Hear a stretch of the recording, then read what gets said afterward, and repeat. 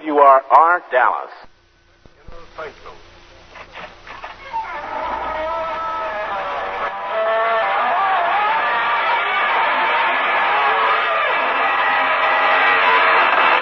Good evening, friends of the Inner Sanctum. This is your host inviting you in through the squeaking door. I just left a friend of mine. He runs an all-night billiard academy near the cemetery. As after midnight, he uncovers the ghoul tables. But no rough stuff at his place. No, he settles all arguments by arbitration. Simply lifts the shroud and points out they haven't a leg to stand on. Believes the old motto that a fiend in need is a fiend indeed.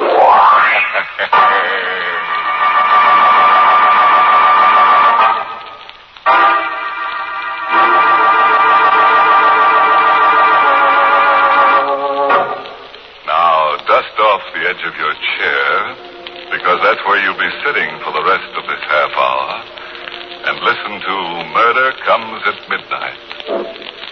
This is the story of how one average family, even as yours and mine, spent a quiet night at their rented country house. A night of terror. As I said, the Cannings were just an average family. Harry was 29 and worked as a sound engineer for a broadcasting studio in the city. Ethel was 27 and had been a school teacher before she was married. Now she was kept pretty busy between writing the great American novel and taking care of Judy, her 7-year-old daughter. This was the first year they had rented a house in the country for the summer, and Ethel didn't take much to the idea of being alone either. At first, I didn't know what it was that woke me. Perhaps it was because I was expecting Harry. He phoned that he was working overtime. He wouldn't be home till after midnight. I didn't like the idea of his driving 60 miles from the city at that hour. Or maybe it was just because I wasn't used to being alone with Judy in the old house. I got out of bed. I opened the connecting door to Judy's room. She was sleeping quietly. I closed the door softly, went across to my window. Something had awakened me. What? Was it a sound I heard in my sleep? Or was it a premonition? I looked out the window. The night was dark with 1,000 secrets. Harry should have been home by this time. My watch showed a few minutes after 12. Maybe he'd had an accident. Maybe that's why I awakened. Some sort of telepathy. And then I saw the headlights. It was Harry. He was turning in our road. The headlights phased me for a moment as he swung into our driveway. Everything was all right then. I'll be right down, Harry. Breathlessly, I raced downstairs to let him in. I was so happy I could cry. It was only then I realized what tension I'd been under, all because of my silly fears. I unlocked the door quickly. Oh, Harry, I was so worried. Sorry to bother you so late, miss. Had an accident with my car. Oh, I thought you were my husband. Oh, sorry to disappoint you. Oh, no, I'm afraid you can't come in. My husband isn't home yet. Well, it won't be for long. Oh, my heavens, you're hurt. It's your arm. Oh, hurt in the accident. Afraid it's broken. Oh, you poor man. Here, sit down. Sit down right here. Oh, that's better. Here. Your arm's so limp. Do you really think it's broken? I can't tell. It's kind of numb. Oh, dear, I feel so helpless. I don't know what to do. I took a first aid course during the war, but I don't remember a thing. Maybe I better call Dr. Schultz. Oh, please, don't go to the trouble. Oh, it's no trouble. The phone's right here. I said no doctor. But it's all Put right. Put down that phone, please. I don't understand. Maybe you understand this. A gun? Put the phone down. Who are you? I'll ask the questions from now on. Your name's Canning, isn't it? How did you know? Name's on the door, isn't it? Oh. What kind of phone is that? What do you mean? Party line? No, it's a private wire. Can you dial, or do you have to ask the operator for the number? No, you just dial. Good. Push the phone over here to this side of the table. Whom are you going to call? The phone, please. You better get out of here before my husband comes home. Oh, how do you think he'd make out in an argument with this? Oh. The phone. Thank you. Now step back a little. That's good. Good. I have to put this gun down while I make my call, this arm of mine. But you understand that I can pick it up faster than you could reach it from there, don't you? Yes, I understand. I see. We'll get along all right. Oh, operator, get me Plaza 99970. Yeah, hurry, please. Oh, this is 864. Please. After your phone call, you get out. Before my husband comes home. He's late already. You wouldn't turn an injured man out of your house in the middle of the night. Oh, hello, Linda? That's right. I had a little trouble. I hurt my arm. Look, I think you'd better come up here. Yeah, and bring Fred and Doc Stetson along. No. Everything's fine. Won't be any trouble. I'm a guest to some very good friends up here. Canning's the name. Or you drive up Highway 26 through a court and turn right when you pass the first gas station. Just a mile from there. You ought to be here by 6 in the morning. There'll be a light in the downstairs window. Right, Linda. See you in the morning. You can't stay here all night. You've got to Shut go. up.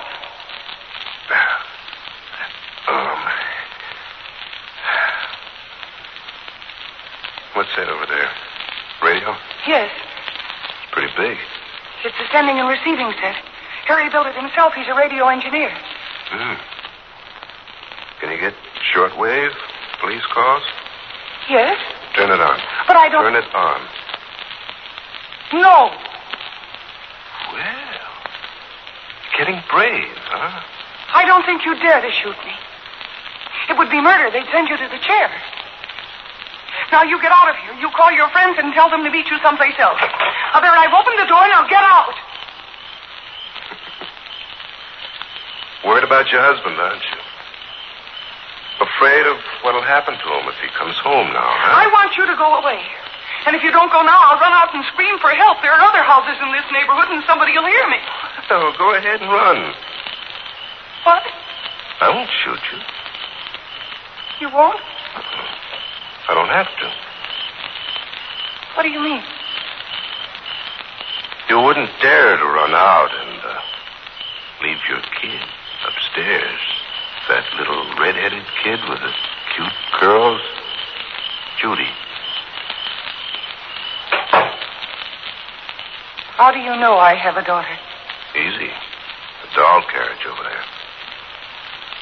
How do you know she has red curls? Maybe I guessed it. And her name, too? Turn on that radio.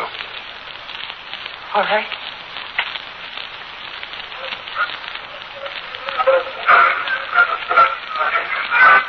Roadblocks, all junctions on Highway 26. All cars must be searched, every passenger positively identified. Officers are warned to exercise extreme caution. Though believed to be wounded, he's armed and dangerous. I will repeat, Arnie Bishop, known as the gentleman killer, escaped from custody on board the Allegheny Limited at 11 o'clock while being escorted to the death house at the state prison. He's thought to be heading north in the direction Turn it of the off. board. Now you know who I am. Arnie Bishop. You're Arnie Bishop. How many rooms in this house? 6. Fine. My friends and I will stay here for a few days. This will make a fine hideout. What will you do when my husband comes home? Don't worry about him. Now, we go in the kitchen, and you can make me something to eat. Wait. Huh? Why did you choose this house to come to? This house of all others. Can't you guess? Yes, I think so. How did you know Judy's name? And about the color of her hair? Ah, you're getting warm. My husband, Harry. Harry told you. Oh, you know you're pretty smart. Oh, please, don't you have any pity at all? Tell me what you did to Harry. He's not hurt much. I just tapped him on the head. He picked me up on the road, gave me a lift. I pumped him, found out all about this house and about you and Judy. Then I knocked him out and kept going. It was pretty tough driving with one hand, but I made it. Where's Harry now? In the back of the car. He can't get loose. I'm going out to... Stay where you are. But Harry's hurt. I can't leave him out there alone. About this little red-headed kid of yours, where does she sleep? Upstairs? You wouldn't hurt her. Better stay here if you want to make sure. Oh, no. That's better. Now, suppose we have something to eat.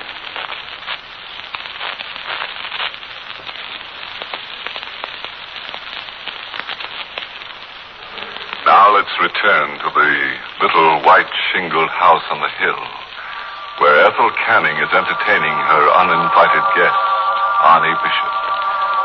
You know, he's a pretty courageous guy for an ex-convict. But then maybe he has the courage of his convictions. But Arnie isn't so smart, you know, tangling with a red-headed gal. He ought to recall that old ditty. How's it go? Beware of a girl with deep red hair. A man is safer in the electric chair. But who can tell how a tale will end out in a sanctum? Let's join them in the kitchen. Well, excellent bacon and eggs. I'm sure my friends will like cooking when they come. More coffee? Yes, please. Careful. Oh. I was only reaching for the coffee cup. I thought you might have ideas about grabbing this. There's your coffee. What time is it? 20 after 2? 3.5 hours to go before my friends get here. How will they get through the roadblock? Oh, you'll leave it to there. Oh. What's that? That's the telephone. It's in the living room. You better get to it. Oh, you don't let go of that gun. Oh. You shouldn't have tried that. What are you going to do? Answer that telephone first. Get going. Anybody in the habit of calling you at this hour? No. All right, answer it. But be careful what you say. Hello? Yes, this is Mrs. Canning. Oh. It's for you. Oh. All right. Lay the receiver down on the table and walk away. That's far enough. Don't try anything. Hello? Linda? Did you get started yet? Oh, where are you? What? Roadblocks. Well, you've got to get through. I need Doc Stetson. You've got to make it, Linda. I can't stay awake forever.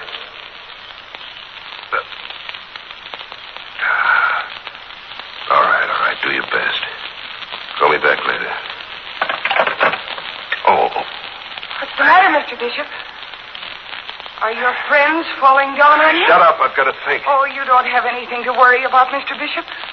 Aren't you a guest of the Cannings in the little white shingled house a mile off Highway 26 north of Accord? Oh, you can be sarcastic, too. Oh, I wouldn't dare be sarcastic to you, Mr. Bishop. Especially when you have that gun. And with my husband unconscious in the car, and you threatening to harm my child. Oh, no. No, you still hold all the cards, Mr. Bishop, and you're such a big, strong, brave man.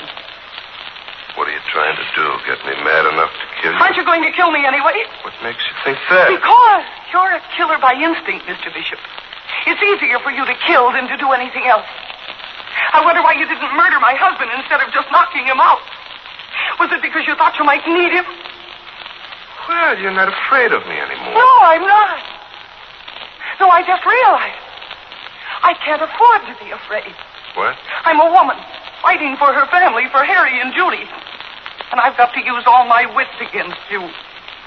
I can't afford to be afraid. You've got some scheme in that crazy little brain of yours. Yes, Mr. Bishop, I have. I think I found the chink in your armor. You're a coward. Me? Yes, you. You're the one who's afraid now. Your friends aren't coming. You have a wound in your arm that needs treatment, and you know you can't trust me. You don't dare close your eyes even for 5 minutes. And you may have to stay here for several days. How do you like the prospect of staying awake night and day, watching me every minute of the time, afraid that you might drop off to sleep at any minute? Oh, that's how you figured, huh? Maybe you better kill us all right now, Mr. Bishop. That would be easy, wouldn't it? Just 3 bullets. Then you wouldn't have to worry about watching anyone. That's an excellent idea, Mrs. Canning. Yes.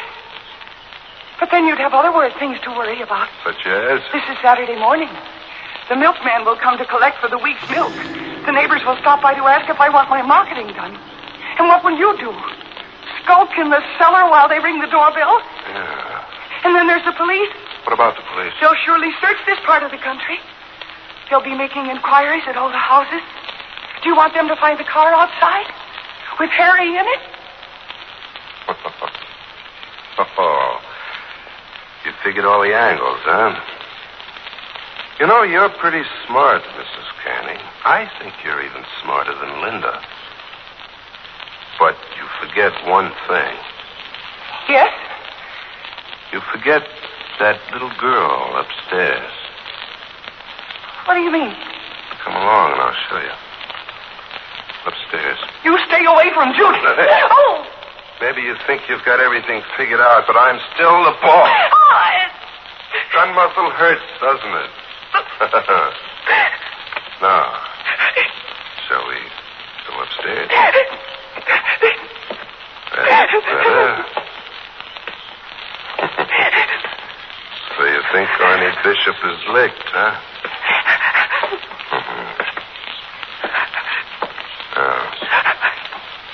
Which is Judy's room? what are you going to do to her? Which is Judy's room? Or you're going to make me open all the doors to find her? No. That one. All right, let's go in. So you first, Mrs. Canning. I warn you, if you hurt You Judy... first, Mrs. Canning. Please don't wake her. Oh, very pretty child. How peaceful she looks. And innocent. You know, childhood's the best time of life. It's almost a pity to grow up out of it. You couldn't hurt her. Oh, I assure you, Mrs. Canning, I won't lay a hand on her. Oh, no, not on a beautiful child like that. No.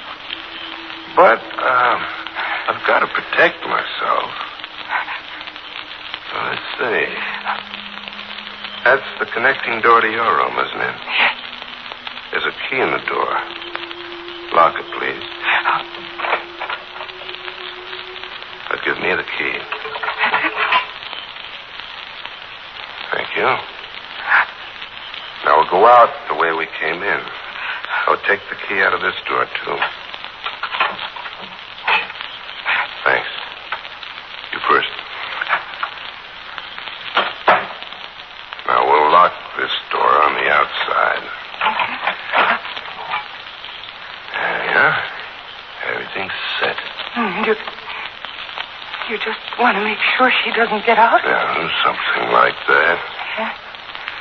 Now, will you pull the mattress and sheets off your bed and bring them out here, please? Are you going to sleep in front of her door? Do as I say. All right. I'll help you. I don't understand. Why do you want to sleep out here? No,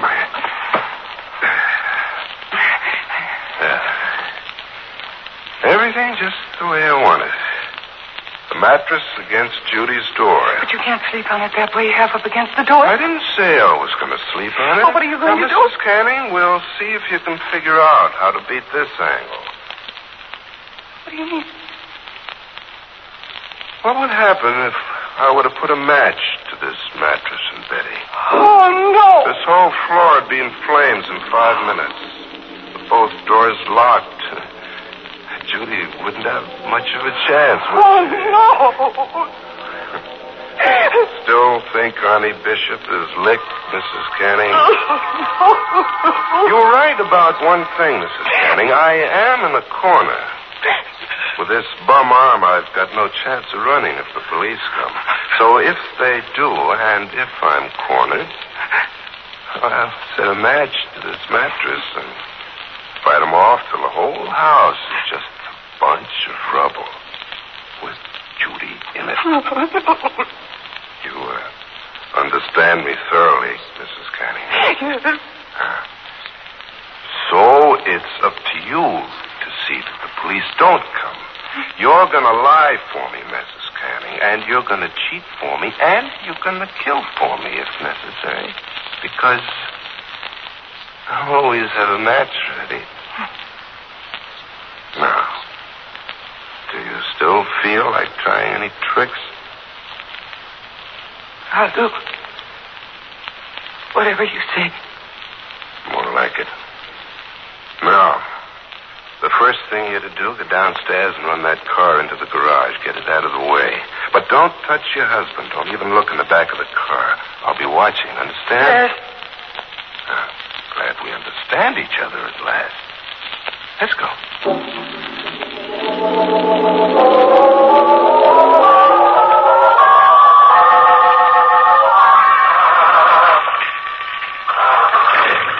Standing right here in the driveway, so don't try any tricks. I won't. Remember, I'm watching. Harry. Harry, dear, can you hear me? Harry? Harry? Oh, he's still unconscious. There's blood on his head. Mrs. Canning. Yes, I'm coming.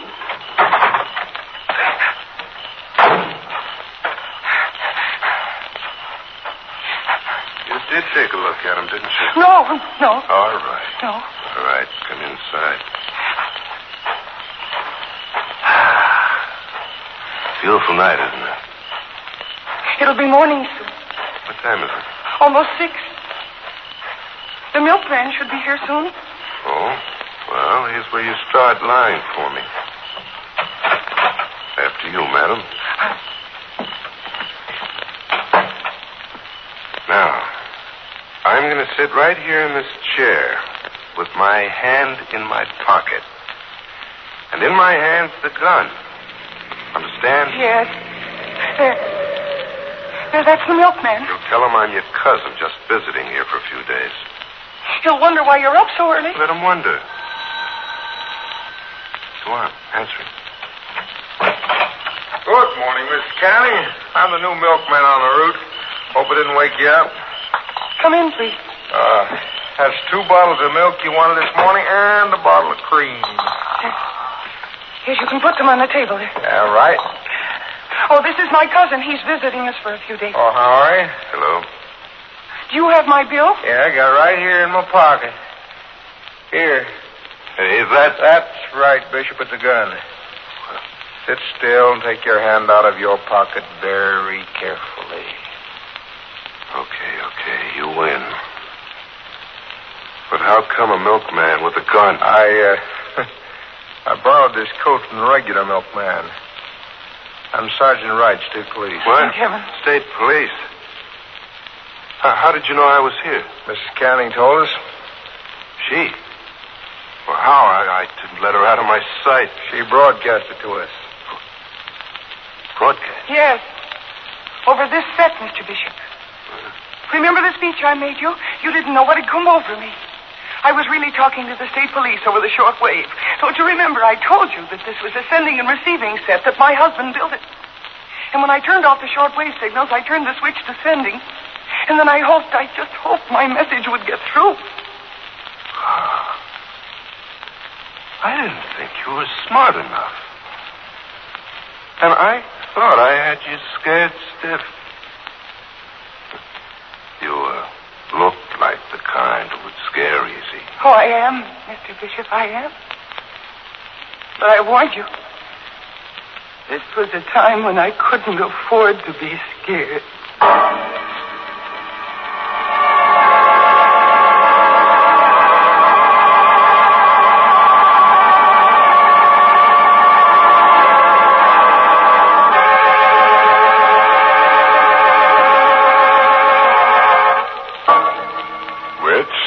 Goes to prove that a determined man can always get what he goes after.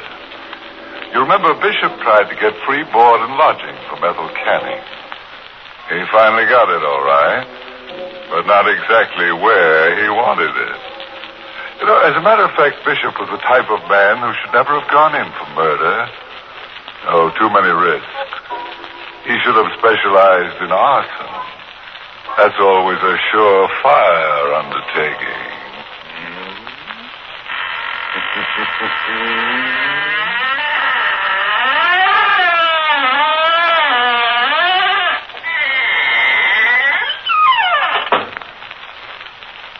That was your host, Raymond Edward Johnson, closing the door on Inner Sanctum, tonight's performance in the Mystery Playhouse.